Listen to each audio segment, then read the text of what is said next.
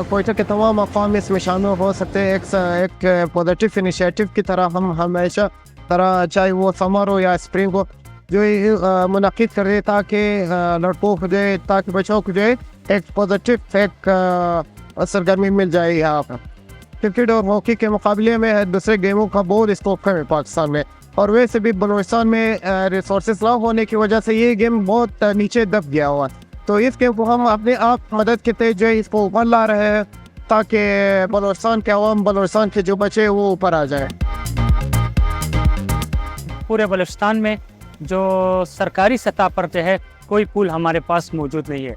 तो ये जो मेरे बैक साइड पे से आप लोग स्विमिंग पूल देख रहे हैं, ये किसी बंदे ने अपना प्राइवेट पूल यहाँ पे बनाया हुआ है, जो हमारे बलूचिस्तान स्विमिंग टीम के लड़कों के लिए बहुत बेहतरीन और हमें बहुत फैसिलिटीज़ ये दे रहे हैं।